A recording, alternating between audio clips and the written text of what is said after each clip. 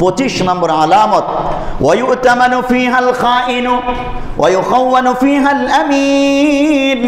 শেষ জামানায় কিয়ামতের আলামত হলো যারা খায়েন, খেয়ানতকারী, তাদেরকে দায়িত্ব দেওয়া হবে, আর যারা আমানতদার তাদেরকে দায়িত্ব থেকে সরিয়ে দেওয়া হবে।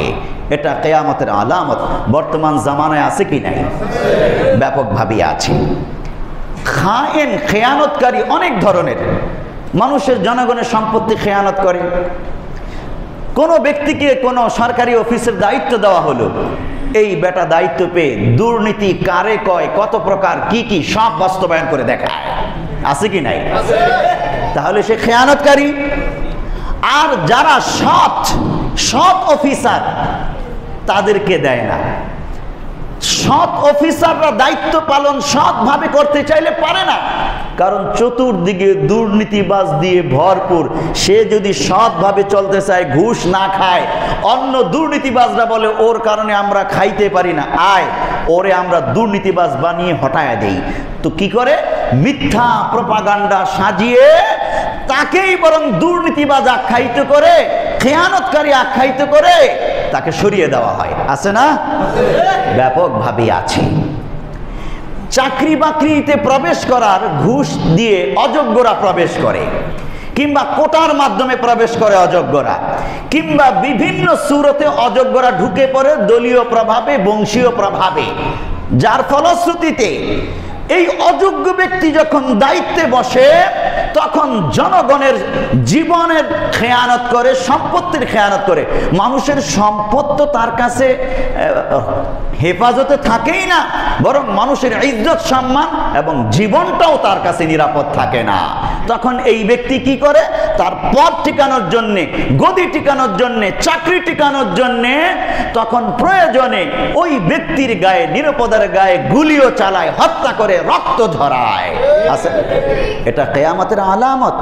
পিয়ারা নবী সাল্লাল্লাহু আলাইহি ওয়াসাল্লাম একদিন বসা ছিলেন। 73 বছরে এক গ্রাম্য ব্যক্তি এসে রাসূলুল্লাহ সাল্লাল্লাহু আলাইহি ওয়াসাল্লামকে জিজ্ঞেস করলো, ইয়া রাসূলুল্লাহ, কিয়ামতের আলামত কি? এটা জিজ্ঞেস করলো পেয়ারা নবী সাল্লাল্লাহু আলাইহি ওয়াসাল্লামকে। হযরত আবু হুরায়রা থেকে বর্ণিত, আল্লাহর নবী বলল, কে প্রশ্ন করলো? আমাকে কে প্রশ্ন করলো? ওই ব্যক্তি বলল, ইয়া রাসূলুল্লাহ, আমি। আল্লাহর নবী তখন বললেন, ইযা দুইয়াতিল আমানাতু ফান্তাদিরিস সাআ, যখন আমানত নষ্ট করা হবে এটাই কিয়ামতের আলামত, তুমি কিয়ামতের অপেক্ষা করো। তখন আমানত নষ্ট করা হবে। ব্যক্তির কাছে আমানত রাখা হলো, আমানত নষ্ট করলো, মানুষের জীবন, সম্পদ, যাবতীয় কিছু দায় দায়িত্ব। ক্বালা কাইফা ইদাতুহা ইয়া রাসূলুল্লাহ, সাহাবী জিজ্ঞাসা করলো, ইয়া রাসূলুল্লাহ, আমানত নষ্ট হয় কিভাবে? ক্বালা ইযা বুসিদাল আমরু ইলা গায়রি আহলিহি ফান্তাদিরিস সাআ, যখন অযোগ্য ব্যক্তির কাছে ক্ষমতা দেওয়া হয় তখন এটাই আমানত নষ্ট করা হয়, এটাই কিয়ামতের আলামত। সহিহ বুখারী হাদিস নম্বর 59। অযোগ্য ব্যক্তির কাছে যখন আপনি রাষ্ট্রের দায়িত্ব, অফিসের দায়িত্ব, মানুষের জান মাল নিরাপত্তার দায়িত্ব দেবেন, তখন এই অযোগ্য ব্যক্তি নিজের দলীয় দলান্ধতার কারণে, দলকানা হওয়ার কারণে, সাম্প্রদায়িক হওয়ার কারণে তখন ওই ব্যক্তির জীবন সম্পত্তি নষ্ট করবে, তাকে গুলি করে হত্যা করবে। জীবনের ওই ব্যক্তির, নাগরিকদের জীবনের তার কাছে কোনো মূল্য থাকবে না, কারণ সে নিজে তো খেয়ানতকারী। আল্লাহর নবী সাল্লাল্লাহু আলাইহি ওয়াসাল্লাম আমাদেরকে এই আলামতগুলো বলে গিয়েছেন, আমরা যেন সতর্ক থাকি। প্রত্যেকেই, রাষ্ট্রের প্রত্যেক নাগরিক, বাংলাদেশের 18 কোটি নাগরিকই যেন এই খেয়ানতকারী না হন, বরং সকলেই আমানতদার হন।